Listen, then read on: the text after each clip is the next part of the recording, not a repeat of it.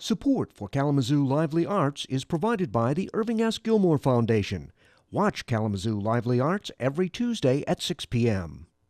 We visit a video game studio making impact in the community at Frostburn Studios. So the particular genre that we work in is one of the largest genres in gaming. The multiplayer online battle arena has become hugely popular over the last few years. There's something about the way that it's structured, just the sheer pleasure that comes from becoming really good at something and be able to compete on a level that is that's competitive with those around you and those around the world. There's a huge amount of satisfaction to that, and a little bit just from the art side, because obviously that's what I work on. I think there's a lot of appeal to a game where there's just a huge, colorful cast of characters that people can invite into their lives and participate with. The art of designing a character, Ben, teach me how. The first thing you need to do is you need to come up with what's the idea. So in our case, we're going to be talking about this character, or this pair of characters, and they're a team called Nitro. She's Psychopop and he's Mauser. They are heroes. They are a hero in the game. Gotcha. So what happens first is we have the game designers, and what they do is they design how the character is going to work in the game. You know, what their abilities are, what their attacks are, what kind of way that their weapons work. So in this case, the idea is that it's a character that can split into two, and it can shoot while moving, which is something that we've not done before in the game. We wanted to make a character that could attack while moving and can attack in any direction.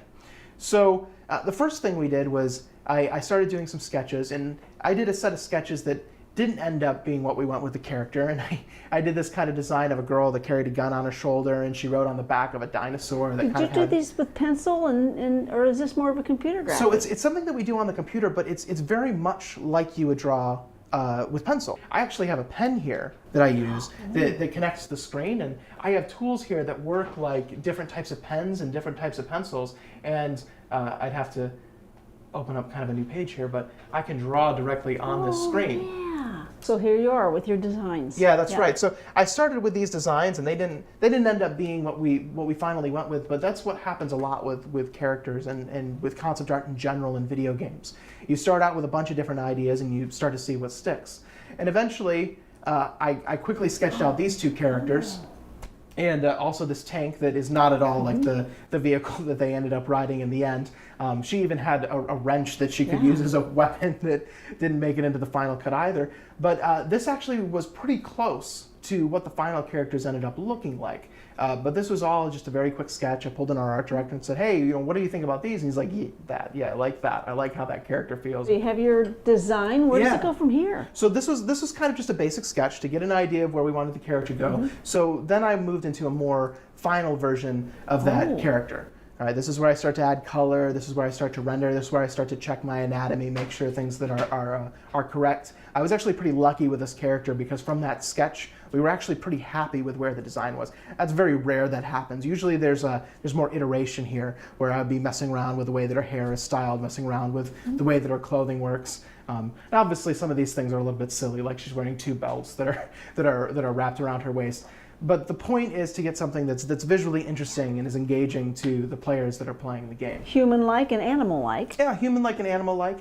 In this case, they're both human-like in the sense that he's also a little bit anthropomorphized. He's kind of standing up on his two legs and has more of a face, even though he's a cat, more of a face like you would see from a human being.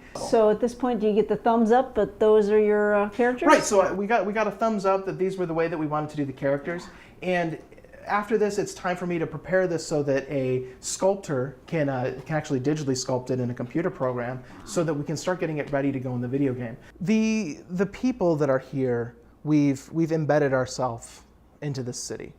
And for many of us, it's where we call home.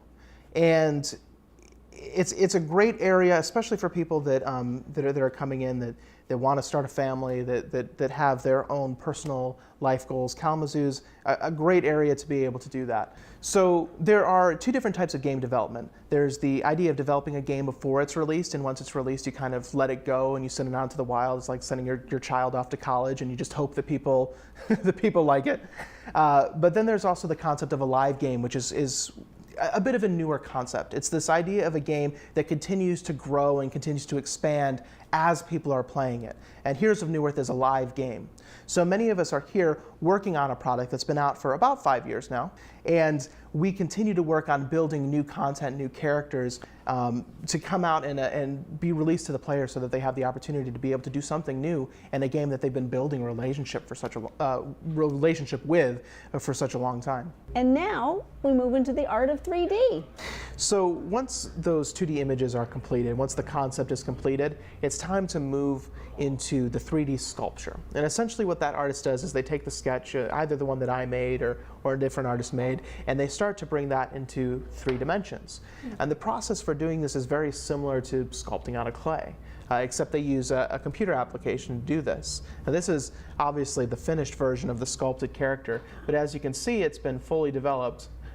Once it starts to load, it's been fully developed in all directions. So you can tumble around this character, you can look at it, and it almost looks like a toy made out of plastic. And then we have an artist that paints on top of the model The color. to bring in the color. Right. And I can actually show that to you in game. Yes. But before that's done, they also need to animate it and rig it. Rigging is kind of like putting bones into a puppet, like a marionette almost. And then the animators can take those bones and move around the character. And once that's all set, they can actually bring it into the game. And this is Nitro here inside of the game. And you can see one of the special things about this character is that her cannon follows the mouse wherever I move it. And this is after all the animations have been done. And this character is a little different because it actually has the vehicle, but you can see that the two people inside of the vehicle here. And then we have another artist that does what we call the effects. And these are usually for whatever abilities they have. So in this case, she can shoot her cannon, and I can hit the Q button on the keyboard, and she'll shoot her cannon towards whatever direction I face the mouse. All being done with the one mouse movement. Yeah, all being done with the one mouse movement and one key on the keyboard. Another thing that's special about them is that they can separate. So I can hit this key here, and they'll separate into 2, and you've got her mounted as a single turret, and he's a motorcycle that can run around. He's got little chomper teeth on here, and he can attack the enemies. I can combine them again back together. So this stage is where they start to put in those little flashy details. We also start bringing in sound effects. We would have at this point had an actor that did the voices for the characters, which you can't really hear right now, but they're saying things as you move around. And this is the part where it really starts to get implemented, and we can see what it's going to look like in the game. Would you use a female voice for the female and who knows what voice for the cat? In this case, it's a female voice for the girl and a not a cat voice, but a human male voice for the cat. And this is the final product? This is the final product as it's seen in game. So for me, I've always enjoyed being able to entertain people, and I've also enjoyed solving problems and be able to create things. And that's kind of what video games are. I mean, they obviously entertain people, but there's a lot of problems that you have to solve to be able to make a video game good artistically, in the way that it's designed, in the way that it's programmed. There's all these little problems that you get to solve every day, which is really engaging to me. And then ultimately being able to entertain people with what I'm creating is incredibly important to me. It's what keeps me doing this. Well, speaking of personality, your personality was expressed as as a junior high little guy. You drew pictures somewhat similar here? I grew up drawing my entire life. Even in middle school, I was drawing. And these are actually, these are just some silly characters that I drew in my study hall class. And what's kind of funny is that in the game, we made a character called Cassie Calamity, and you can see that her stuffed animal has the same kind of button eyes. And usually if you make a stuffed animal, you don't stitch it across the face, but you can see that I actually leaned on some of the drawings that I did in middle school. All of it comes back. And that's kind of the thing about video games. A big part of it for those of us that make it and those of us that play it is it's nostalgia. It's remembering when we were younger and remembering when we were children. So it's no surprise to see our childhood coming back through into the artwork that we do. This was a true work of art. Congratulations. Thank you. Now, Shelley, as you learned, getting a video game together from start to finish, very complicated process. It is not an easy process. Actually, to me personally, it was a little bit overwhelming.